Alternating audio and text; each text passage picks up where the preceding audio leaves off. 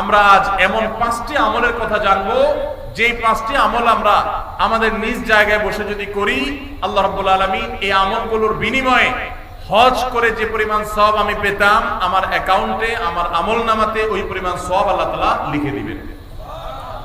তাহলে যারা হজ করতে পারছি না, তারা হজ করার জন্য তো চেষ্টা করবই, তার পাশাপাশি এই আমলগুলো যদি করি, আমরা আশা করব আল্লাহর কাছে যে আল্লাহ তাআলা হাজী সাহেবদের হজের মাধ্যমে যে সওয়াব লাভ করেন, আল্লাহ তাআলা আমাকেও মাহরুম করবেন না, আমাকেও তাদের মতো সওয়াব দান করবেন। এরকম 5টি আমলের ভিতরে সর্বপ্রথম যে আমলের কথা বলবো সেটা হলো 5 ওয়াক্ত নামাজের পরে তাসবিহ পাঠ করা। সহিহ ইবনে হিব্বানের হাদিস বর্ণিত হয়েছে, নবী করিম সাল্লাল্লাহু আলাইহি সাল্লামের কাছে এসে একবার দরিদ্র সাহাবীরা, গরীব এবং অভাবী সাহাবীরা অনুযোগ করলেন এবং তারা অনুযোগ করে বললেন, হে আল্লাহর রাসূল, ধনী সাহাবীরা তারা 5 ওয়াক্ত নামাজ পড়ে, রমজানে রোজা রাখে, আবার পাশাপাশি তাদের আর্থিক সচ্ছলতার কারণে দান সাদাকা করে, হজ করে, উমরা করে, জিহাদে আল্লাহর পথে টাকা ব্যয় করে, তারা বিভিন্ন ভাবে যে আর্থিক ইবাদত করে, আমরা তো গরীব এবং অভাবী হওয়ার কারণে এই সওয়াবগুলো পাই না। তাহলে আমরা তো পিছিয়ে পড়তেছি, আমরা কিভাবে তাদেরকে ধরতে পারি? সাহাবীদের কম্পিটিশন ছিল আমলের কম্পিটিশন। তারা আমাদের মতো দুনিয়াদারিতার কম্পিটিশন করতেন না, তাদের প্রতিযোগিতা ছিল কে কত বেশি নেক আমল করে জান্নাতের দিকে অগ্রসর হবে। তো সাহাবীদের এই কথা শুনে প্রিয় নবী সাল্লাল্লাহু আলাইহি সাল্লাম তাদেরকে এই আমলটা শিক্ষা দিয়েছেন এবং বলেছেন, যে ব্যক্তি 5 ওয়াক্ত নামাজের পর 33 বার সুবহানাল্লাহ, 33 বার আলহামদুলিল্লাহ এবং 33 বার আল্লাহু আকবার পড়বে, আল্লাহ রাব্বুল আলামিন ওই ব্যক্তিকে, হজকারী ব্যক্তিরা হজ করে যে সওয়াব লাভ করেন, আল্লাহ তাআলা এই ব্যক্তিকে সেরকম সওয়াব দান করবেন। ধনী সাহাবীরা আর্থিক ইবাদত করে যে সওয়াব লাভ করেন, আল্লাহ তাআলা এই 5 ওয়াক্ত নামাজের পরে এই তাসবিহ পাঠকারীদেরকে একই রকম সওয়াব দান করবেন। ভাইরা আমার, আবারও বলছি, এর মানে এই নয় যে হজ করার যে মর্যাদা আছে হুবহু সেই মর্যাদা সব দিক থেকে শতভাগ সেই রকমই আপনি আল্লাহ তাআলার কাছে মর্যাদা লাভ করবেন এই আমলের মাধ্যমে, ব্যাপারটা তা নয়। তবে হজ করে যে পরিমাণ সওয়াব পাবেন, বিনিময় পাবেন, আল্লাহ আপনাকে সেই পরিমাণ বিনিময় দান করবেন। তাহলে একটি আমল আমরা পেলাম, সেটা হলো প্রত্যেক ফরজ নামাজের পর, 5 ওয়াক্ত ফরজ নামাজের পরে তাসবিহ পাঠ করা, সুবহানাল্লাহ, আলহামদুলিল্লাহ, আল্লাহু আকবার। কোন কোন বর্ণনায় সুবহানাল্লাহ এবং আলহামদুলিল্লাহ 33 এবং আল্লাহু আকবার 34 বারও বর্ণিত হয়েছে। সেটা আমরা অনেকে করি, আমলটা আমাদের সমাজে প্রচলিত আছে, এটা করলেও হবে ইনশাআল্লাহ। 33 বার সুবহানাল্লাহ, 33 বার আলহামদুলিল্লাহ এবং 34 বার আল্লাহু আকবার। দ্বিতীয় আমল, যে আমল আমাদেরকে হজের সওয়াব এনে দিবে ইনশাআল্লাহ, উমরার সওয়াব এনে দিবে, সেটি হলো সকালে ফজরের নামাজ জামাতের সাথে পড়ার পর যদি কেউ বসে বসে আল্লাহর জিকিরে মাশগুল থাকে, ফজরের নামাজ জামাতের সাথে পড়লেন, মা বোনরা আপন জায়গায় পড়লেন, পড়ার পর জিকির আজকার করলেন বসে বসে, এরপর সূর্য উদয় হলো, সূর্য উদয়ের 15-20 মিনিট পর, নিষিদ্ধ সময় পার হওয়ার পর যে ব্যক্তি দাঁড়িয়ে 2 রাকাত নামাজ পড়বে, ইশাকের নামাজ, আল্লাহ রাব্বুল আলামিন ওই ব্যক্তিকে একটি পূর্ণাঙ্গ হজ এবং উমরার সওয়াব দান করবেন। তাহলে সকালে ইশাকের নামাজ পড়ার মাধ্যমে হজের সওয়াব লাভ করা, এটা তো আমরা চেষ্টা করতে পারি, কি বলেন? আল্লাহ তাআলা আমাদেরকে তৌফিক দান করুন।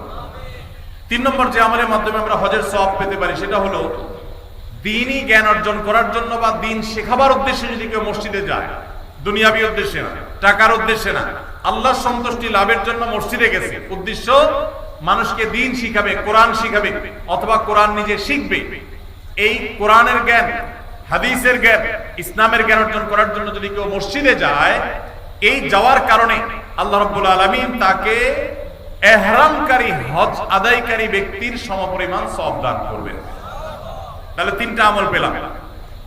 3 নম্বর আমল হলো যে যদি কেউ মসজিদে জ্ঞান অর্জন করার জন্য যায়, কোরআন হাদিসের ইলম অর্জন করার জন্য যায়, তাবরানী শরীফে এই সম্পর্কে হাদিসে বর্ণিত হয়েছে, নবী সাল্লাল্লাহু আলাইহি ওয়াসাল্লাম বলেছেন, মান গাদা ইলাল মাসজিদি লা ইউরিদু ইল্লা আন ইয়াতাআল্লামাহু খায়রান ইল্লা আন ইয়াতাআল্লামা খায়রান আও ইউআল্লিমাহু, কোন ব্যক্তি যদি মসজিদে যায় কোরআন হাদিসের কোন জ্ঞান অর্জন করবার জন্য বা জ্ঞান দেওয়ার জন্য, শিক্ষকতা করবার জন্য, কানা লাহু কাআজরি হাজ্জিন তাম্মান হাজ্জাতুহু, তাহলে আল্লাহ তাআলা তাকে এমন একটা হজের সওয়াব দিবেন যে হজটা পরিপূর্ণ হজ। সুবহানাল্লাহ, অপূর্ণ না, পরিপূর্ণ হজের সওয়াব দান করবেন।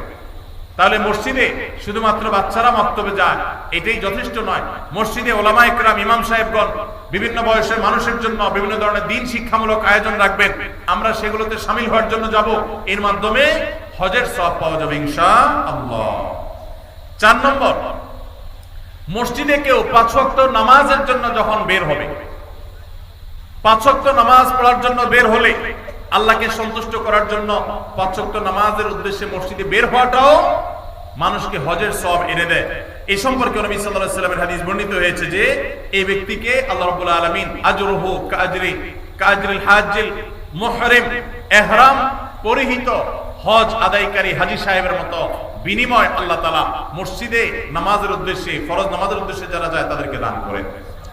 মা বোনরা একই সওয়াব লাভ করতে পারেন তারা বাসায় নামাজ পড়েও যদি তারা তাদের বাসার মাহরাম পুরুষদেরকে, তাদের প্রাপ্তবয়স্ক পুরুষদেরকে, ছেলেকে, স্বামীকে, ভাইকে, বাবাকে যদি মসজিদে তারা পাঠান, একই সওয়াব তারাও লাভ করতে পারেন। আল্লাহ তাআলা আমাদের সবাইকে আমলটাও করার তৌফিক দান করুন। 5 নম্বর আমল হলো মা বাবার সেবা এবং খেদমত করা। এই সম্পর্কে তিরমিজি শরীফের একটি হাদিস বর্ণিত হয়েছে। এক সাহাবী নবী করিম সাল্লাল্লাহু আলাইহি সাল্লামের কাছে এসে তার ইবাদত বন্দেগী যেগুলো তিনি শারীরিকভাবে করতে পারেন সেগুলোর পাশাপাশি আর্থিক ইবাদতের প্রতি তার আকুতির কথা জাহির করলেন। নবী করিম সাল্লাল্লাহু আলাইহি সাল্লাম সাহাবীকে পরামর্শ দিয়েছেন, তোমার মা বাবা তুমি যদি তাদের সেবা করো, তাদের খেদমত করো, তাদের শুশ্রূষা করো, তাদের প্রতি ইহসান করো, তাদের যে কোনো ভাবে তাদের কল্যাণ সাধন করার চেষ্টা করো এবং তাদের সেবায় নিজেকে নিয়োজিত রাখো, আল্লাহ রাব্বুল আলামিন তোমাকে হজ আদায়কারী ব্যক্তির মতো সওয়াব দান করবেন।